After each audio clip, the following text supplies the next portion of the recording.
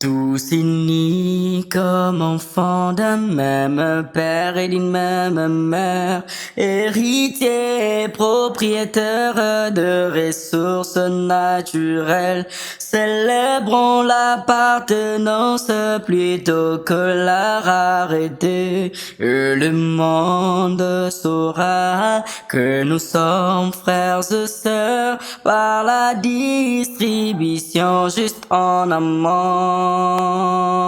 Et le monde saura que nous sommes frères et sœurs par la distribution juste en amont. Bonjour et bienvenue dans Masolo, il y a responsabilitarisme. Comme vous le savez très bien, Masolo et responsabilitarisme, votre magazine est l'un des magazines ici au pays, en Afrique comme dans le reste du monde, l'un des rares magazines à traiter de grandes questions concernant la philosophie politique. Notre mission, vous savez, c'est une très grande mission. C'est quoi? C'est justement vulgariser cette grande doctrine qui est le responsabilitarisme à l'échelle nationale, comme le travail a commencé, mais ensuite au niveau de l'échelle mondiale. Donc, les grands soucis, c'est que chacun d'entre nous, femmes ménagères, hommes au boulot ou en bref, les mondains, toute personne habitant dans notre planète, la planète Terre, comprennent exactement c'est quoi les responsabilitarismes. Alors pour ces grands jours, une fois de plus encore, je suis avec mes deux grands invités. À ma droite, j'ai Monsieur Arsène Moisy, comme aime bien les provoquer Monsieur Fleury, c'est le père du responsabilitarisme. Monsieur Fleury Yangote, c'est le père des responsabilitaristes, c'est les savants congolais qui ont mis en place cette doctrine. Voilà. Et à ma gauche, ne vous dérangez pas, monsieur Arsène, et à ma gauche, j'ai avec moi monsieur Fleury Boukassa, qui est justement la bouche autorisée du responsabilitariste, donc du responsabilitarisme. Donc lui, il est là, c'est un pionnier. Au même titre que nous autres. Donc, vous voyez, nous sommes tous dedans, hein, même ceux qui sont derrière les caméras sont avec nous, aussi responsables comme nous, je cite M. Jackson. Voilà, pour aujourd'hui, vous savez, c'est encore un grand thème que nous avançons avec aujourd'hui pour discuter avec vous. Solo, Mboka, non seulement Mboka, mais aussi Mokili. Alors, qu'on se mette d'accord sur une chose, ici sur ce plateau, Masolo et responsabilitarisme, nous ne venons pas pour relater, moi Masolo, les gars qui n'ont quoi yanda, pour n'ayoto, n'a quoi venu nabino. Ici, nous voulons vraiment discuter sur ces choses qui mettent la planète Terre sur les droits chemins, des problèmes, des solutions que nous proposons pour soigner tout ce qui est planétaire. Merci beaucoup, justement parce que sur ce plateau, il n'y a pas de Martiens, il n'y a pas ceux qui viennent de Vénus, donc nous sommes tous mondains. Merci beaucoup. Alors, Ndeko Fleury Mbote. Mbote, Gabriel. Sangoninho, Memeli Bisso. Kiliezali. Ok, toujours dans le cadre de la bonne nouvelle. Voilà. Ok, Ndeko Arsène Mbote. Mbote. Donc, je rappelle à nos très chers téléspectateurs, aujourd'hui nous allons exploiter un grand thème, justement, les principes responsabilitaristes des justices. Donc voilà, donc le principe. Pourquoi est-ce que tu veux le principe? Il faut savoir une chose. Compte tenu de Makambutu, les lois à l'issue logique nous allons voir quelques récaps. Arsène moi rappelle ici que tu as moins idée exactement dans le sujet le principe responsabilitariste de justice. Merci beaucoup Gabriel pour la parole. La fois passée, nous avons parlé de solutions responsabilitaristes. Et nous avons souligné que ces solutions sont fondées sur le principe. Mais bien avant cela, nous devrions montrer aux téléspectateurs que la société ancienne, la société qui nous fait marcher avec les larmes aux yeux jusqu'à aujourd'hui, c'est une société libérale ou sociodémocrate. Alors, les libéraux et les sociodémocrates ont diagnostiqué le problème du monde. Ils ont dit que le problème du monde, c'est la rareté. C'est ainsi que nous avons appelé leur école comme l'école de la rareté. Contre la rareté, ils ont envisagé une solution. La solution, c'est l'augmentation. C'est ainsi que vous voyez dans le discours politique, on parle toujours de croissance économique, croissance macroéconomique. Donc, il faut qu'il y ait croissance, que les gâteaux augmentent, grossissent. Ainsi, le petit peuple doit atteindre le miette. Et nous avons dit ceci. Nous, les responsabilitaristes, nous avons diagnostiqué le vrai problème, différent de celui diagnostiqué par les libéraux et les sociodémocrates. Pour nous, le vrai problème, c'est l'appartenance. Et à l'appartenance, nous avons proposé 3 solutions. La première solution, c'est que chaque individu qui naît dans le monde, on doit lui reconnaître le fait d'avoir son corps, l'appartenance de son corps. Son corps lui appartient. Non seulement le corps, mais aussi il doit avoir une partie du monde, parce qu'il est né au monde. Il doit avoir une partie du monde, une portion du monde. C'est ce que nous avons appelé capital originel, donc Passeora. Donc chaque mondain est actionnaire dans le monde. Il est dans le monde, il le met dans le monde avec son corps et sa part du monde. Non, mais vous savez que les Français, c'est une langue de génie. Donc, ma femme a mis au monde. Donc, déjà, c'est prédit d'avance. Donc, en réalité, on a dit des choses comme ça qu'on n'avait pas une grande idée. Donc, quand ma femme met au monde, c'est-à-dire, c'est mon enfant. C'est un copropriétaire qui arrive. L'enfant n'est comme copropriétaire. Donc, dès qu'il arrive... Vous savez, vous dites des choses extraordinaires. Je reviens vers vous, M. Fleury. Ouais. En fait, ces choses sont tellement grandioses qu'à un moment, ça peut déranger les gens. Alors, d'une manière très simple, donc, nous sommes en vérité citoyens du monde. Citoyens du monde, c'est-à-dire, à un moment étant actionnaire dans le monde, je n'ai pas envié la France, les États-Unis, le Canada, le Congo, le Rwanda. Donc, qui se trouve dans le monde, je suis du monde. Je nais dans le monde et le monde nous appartient à nous tous. Voyez-vous ça? C'est-à-dire quoi? Nous avons conçu, l'ancienne école a mal conçu le problème, c'est pourquoi elle a mal donné la réponse ou la solution. Nous avons bien diagnostiqué le problème. C'est à qui appartient le monde? Le monde nous appartient à nous tous. Au lieu de dire le monde est les riches sont rares. Au lieu de, voilà. Non, ça appartient à qui? Voilà, ça appartient à qui? Le monde appartient. Vous savez, déjà l'idée, si ça nous appartient, ils allaient bêler à la mouki. On s'est suffi puisque voilà, c'est ça. Et la deuxième solution, c'est de laisser à chaque individu libre la liberté d'utiliser son corps et sa passeora. Voyez-vous ça? C'est vrai que sa portion du monde, son capital originel. Voilà. C'est vrai que les libéraux également, ils ont tendance à appliquer ce principe, mais de manière formelle. Nous allons y arriver avec beaucoup de détails. D'accord, ça va. Oui, oui. Il y a la troisième solution. La troisième solution, c'est laisser à chacun d'assumer les conséquences, positives ou négatives. Donc, on doit veiller, quand il y a des conséquences positives, vous en réjouissez. Quand il y a des conséquences négatives, vous assumez. Exactement. Ça, c'est les 3 solutions que préconise la société responsabilitariste. Ok, merci beaucoup. Merci. Alors, Ndegoarsen, moi, Tolandi, exposé extraordinaire à M. Fleury. Vraiment. Dans mon épisode sur Mabakasi, Non, mais c'est tellement bien dit que, franchement, c'est sans commentaire. On y va. Sinon, Okay. peut-être juste ajouter que au niveau de la reconnaissance de chacun comme propriété de son corps, chez nous, il y a une condition. À condition de compenser ceux qui ont de malformations corporelles. Voilà. Je ne puis être juste propriétaire de mon corps que si tous les êtres humains sont également propriétaires d'un corps en bon état. Voilà. Si quelqu'un a un corps en mauvais état dans ce monde, je ne dois pas me réjouir, moi, d'avoir un corps en bon état. Voilà. Il faut les compenser d'abord pour que je puisse ensuite me réjouir d'avoir un corps. Justement, vous savez, il y a un danger avec ceux qui viennent au monde avec des corps complets, c'est qu'ils ne se dérangent généralement pas pour la cause des autres. C'est-à-dire, tant que ça ne me touche pas, ça va. Mais quand c'est moi, je me mets à me lamenter. Or, l'idée avec cette nouvelle société, c'est que nous devons tous aller sur des principes d'égalité. Alors, vraiment, nous devons venir au monde avec chacun avec ses outils de travail, c'est-à-dire son corps.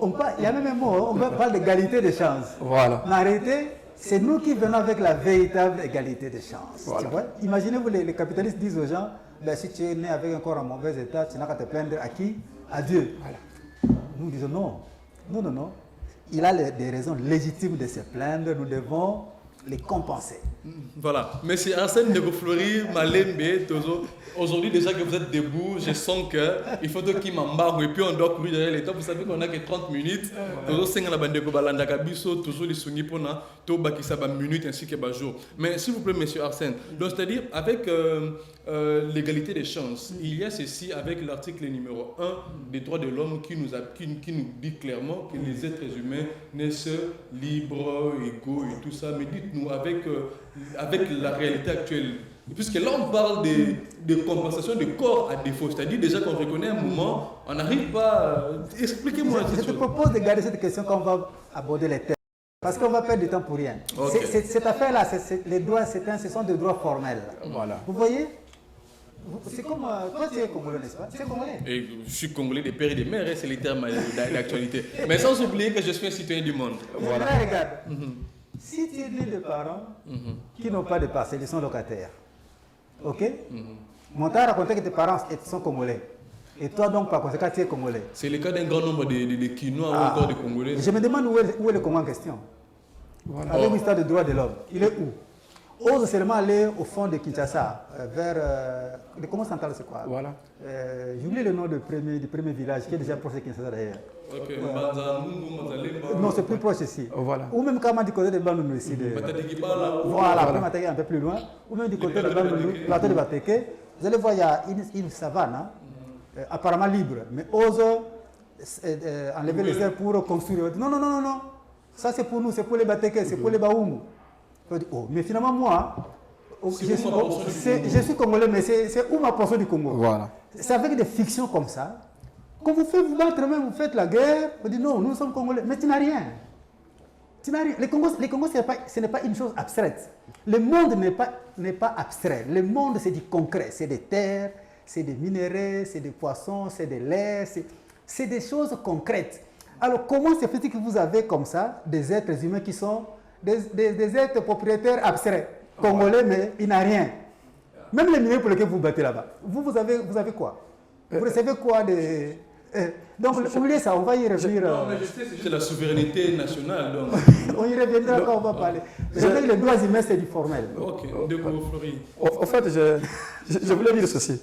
Vous savez pourquoi beaucoup de gens ont des consciences tranquilles quand on leur dit qu'on a volé des tonnes et des tonnes de l'or, de diamants, voilà, à l'Amiba, de l'or, chez Camille, ou à l'Est, il y a des minéraux qui traversent.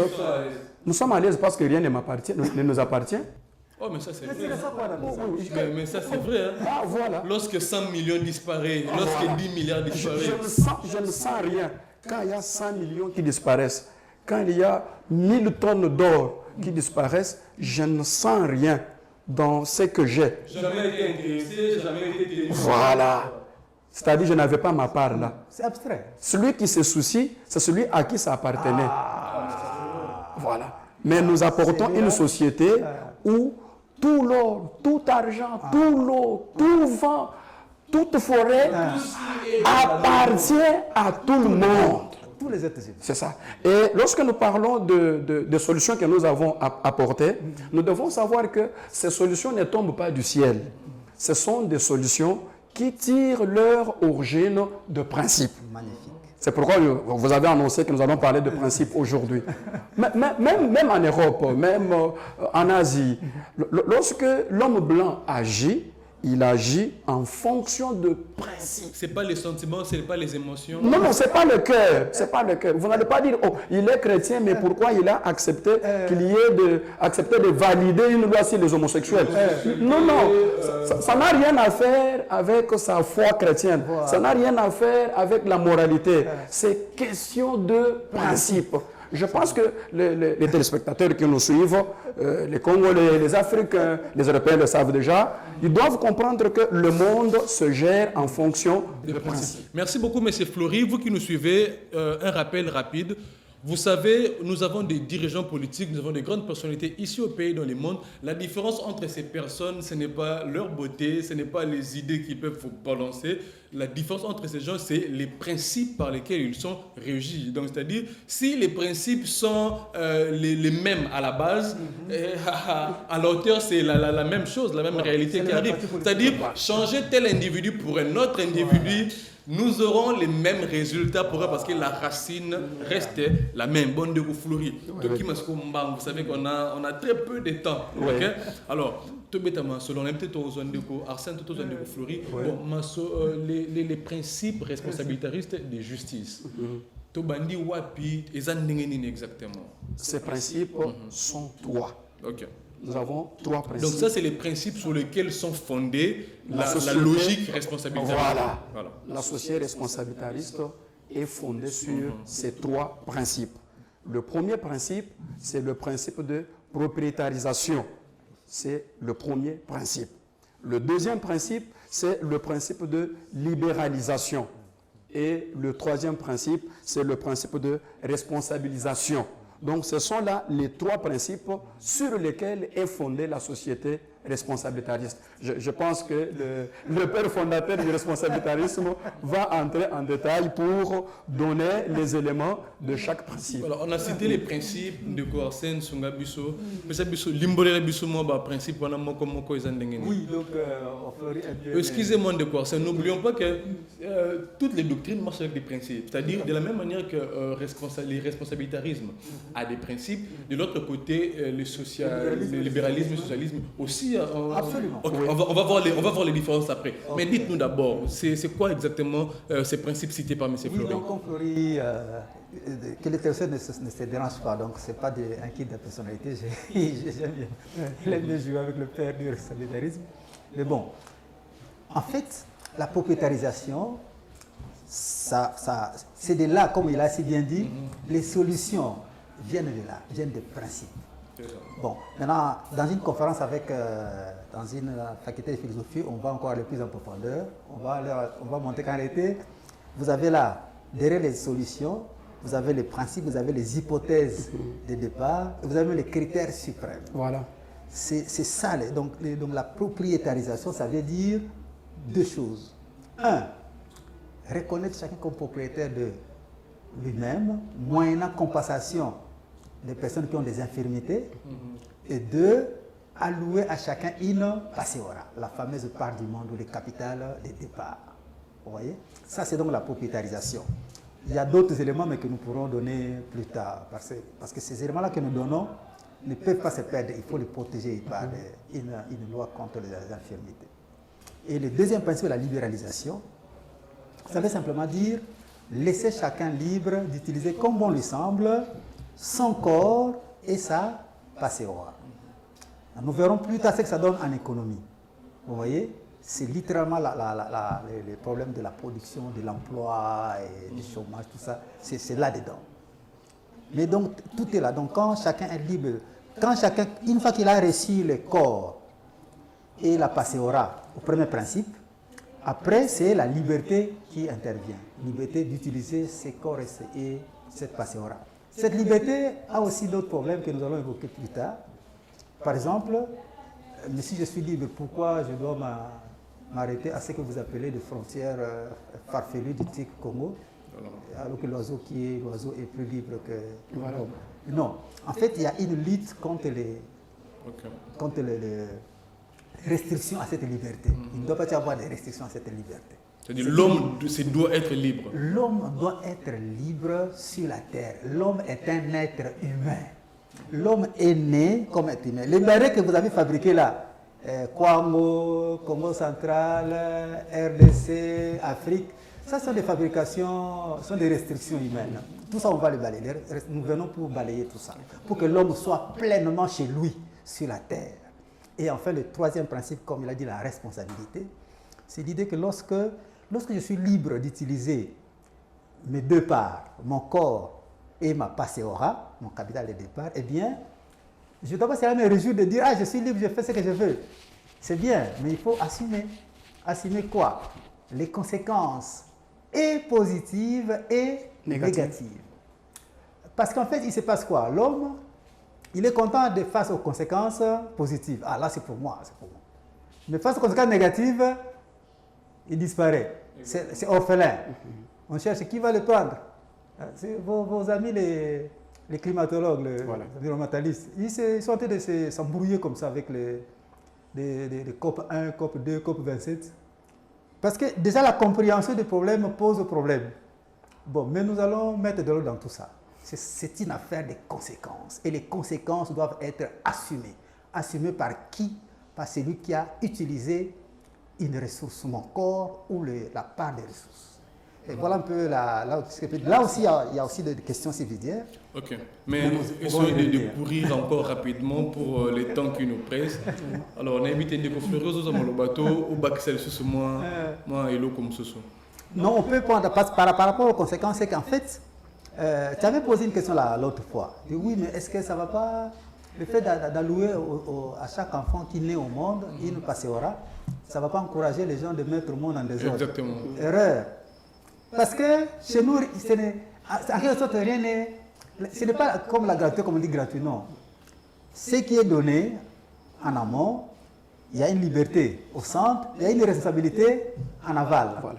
Donc, c'est vrai qu'on aurait pu penser que bon, le fait que chacun. Ah, donc comme mon enfant, si je mets au monde un enfant, il aura une passeora. Fais gaffe, si tu fabriques comme tu veux, cet enfant qui est né, au fait, qu'est-ce qui se passe? Quand vous mettez au monde un enfant, ça veut dire ceci, que vous créez un héritier supplémentaire du monde. Exactement. Si nous étions 1440, bon, mettons, nous étions à 6 milliards il n'y a pas longtemps. Voilà. Quand vous mettez au monde, nous devenons 6 milliards 1. Ça veut dire que le nombre de propriétaires a fait quoi? A augmenté. Par conséquent, nous devons restituer. C'est ce que ça veut dire. Voilà. Nous devons restituer le passeora pour qu'on puisse rediviser par 6001. Pour que lui aussi puisse avoir sa part. Vous voyez ce qui se passe? Ça veut dire qu'en réalité, moi je vais faire quoi? Je vais réduire. D'un point de vue théorique, ma part c'est à réduire parce qu'avant on était 6 milliards. Maintenant on est demeuré 6 milliards 1. Ça va. Donc il y a une conséquence. Augmenter le nombre des héritiers, c'est bien. Mais conséquence, c'est que nous devons réduire nos parts. Maintenant, en pratique, ça va donner quoi? En fait, il y a une taxe qui est attachée à ça pour que nous puissions servir les nouveaux-nés. Chaque nouveau-né qui vient doit trouver sa passeora. C'est avec ça, nous verrons quand on va parler de l'école, c'est avec ça qu'il va vivre, la passeora. Mais c'est financé par quoi? Par les retours de passeora de tout le monde. Alors, si on dit, quand un enfant est né, tout le monde doit remettre sa part, on va exploiter ça quand? En fait, c'est simple. On ne va pas retourner. On va simplement payer une taxe de justice pour servir celui qui vient d'arriver. La taxe sera payée par qui? Par les parents, par les sociétaires, en fait par tout le monde, mais avec des différences, parce qu'il y a un degré de responsabilité. Voilà. Donc ce qui fait que, contrairement à ce que les gens auraient pu penser, ça va créer la discipline. Les gens qui craignaient, il y avait un grand livre, hein, La bombe. C'est on disait, waouh, 6 milliards d'êtres humains sur la Terre. Et puis il y a la question, combien d'êtres humains la Terre peut-elle supporter?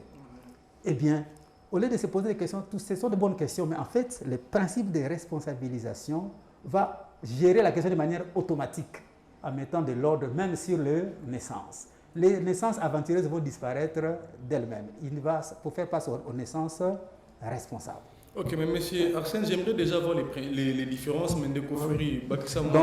Vous savez, quand je venais ici, un ami me pose une question. Après nous avoir suivis, il me pose une question. Il me dit, parce que ça va dans la même logique, je voudrais qu'on réponde une fois pour toutes, et pour lui, et pour les différents téléspectateurs. Il me dit, mais si quelqu'un venait, il a sa part que vous avez appelée le corps, et puis il a sa passeora. La portion du monde, son capital. Et s'il perdait le capital, vous ne voyez pas qu'il a perdu le capital, il reste avec le corps. Maintenant, comment il va se retrouver dans le monde? Vous voyez cette question? Très pertinente. En fait, nous ne pouvons pas... Et vous avez déjà pensé à ça? Aussi. Ça, c'est le rôle des savants. Ok. Donc, il n'y a pas de hasard dans cette nouvelle société. Toutes ces questions ont été posées en amont. On a trouvé des réponses en amont. Et quand elles viennent en aval, elles trouveront déjà leurs réponses en aval. Vous avez des questions, des préoccupations, vous désirez confronter vos idées, votre doctrine avec ces deux génies. Donc n'hésitez pas à contacter nous et puis nous allons vous donner ces grands luxes-là. Merci beaucoup. Nous ne pouvons pas concevoir quelqu'un qui vient dans le monde et qui vit dans le monde sans avoir sa part du monde. Ça, c'est très important. Vous ne pouvez pas vivre dans le monde, être dans le monde, sans avoir votre part du monde. Et dans le monde, perdre sa part du monde. Vous venez dans le monde, vous naissez dans le monde. Vous devez avoir votre part du monde en tant que co-héritier. Voyez-vous ça? Alors, comment ça va se passer? Et si vous mourrez, ça signifie l'État a perdu, le monde a perdu et le corps et la passéora. C'est faux. Lorsque vous mourrez, l'État récupère la passéora pour... Et la terre récupère votre corps. Pour les générations futures, moyennant une taxe d'assurance. C'est comme ça que ça se passe. Bon, excusez-nous de Tozo Welisa, on a l'habitude de déranger. Mais beaucoup de choses, on a rapidement différence entre le principe et le responsabilitarisme. Na to banana na bandeko ya libéraux. Donc différence c'est un exactement. Les libéraux, quels sont les principes libéraux? Voilà. Ok. Les libéraux ont leur principe phare. Ok, qu'on appelle l'égalité. La liberté. Voilà. C'est la liberté qui est le principe phare des libéraux. Tout ce qu'ils font, ils le font en fonction de la liberté. Ils doivent agir de manière que l'homme se sente libre dans les commerces, dans tout ce qu'il fait. Il doit se sentir libre. Mais visa, naba Schengen, voilà, carte de nini. Voilà, ça pose problème. Ça pose problème. En vertu de ce principe, quelqu'un peut aller épouser un arbre parce qu'il est libre. Quelqu'un peut aller épouser... Florie, je suis très content, mais désolé. On nous fait signe déjà que nous avons largement dépassé notre temps. Apparemment, on n'a pas senti cela. On a roulé au TGV. Donc voilà, nous sommes censés clôturer. En tout cas, un mot, 30 secondes pour clôturer pendant les lots. Mais tout ce que moi je peux lancer comme message, Bandeko Bozolo Ndabiso, s'il vous plaît, soutenez ces génies congolais. Soutenez-le parce que Ebandi Awa et ensuite Ozo et fait tambour la porte. Vous avez des conférences internationales, vous avez des opportunités, vous avez des places à exposer, des livres à exposer, ces pensées. En tout cas, hésitez, contactez Bissou et puis nous allons clôturer. Non, mais je vais juste provoquer les amis. Nous attendons les libéraux, ceux qui étaient libéraux, ceux qui étaient socialistes. Il est temps de voir les failles de votre doctrine et de nous rejoindre. Nous les attendons. Prenez les bienfaits et tout ce que vous avez présenté les méfaits de votre doctrine. Voilà, je pense que je n'ai pas un autre élément à ajouter. Rien d'autre de spécial à dire, sauf de vous dire un grand merci d'être fidèle à ces grands programmes devant Absi TV, la chaîne du changement. Et nous vous disons ensemble un grand merci et rendez-vous au prochain numéro. Merci. Juste en amant. Tous unis comme enfants d'un même père et d'une même mère, héritiers, propriétaires de ressources naturelles, célébrons l'appartenance plutôt que la rareté.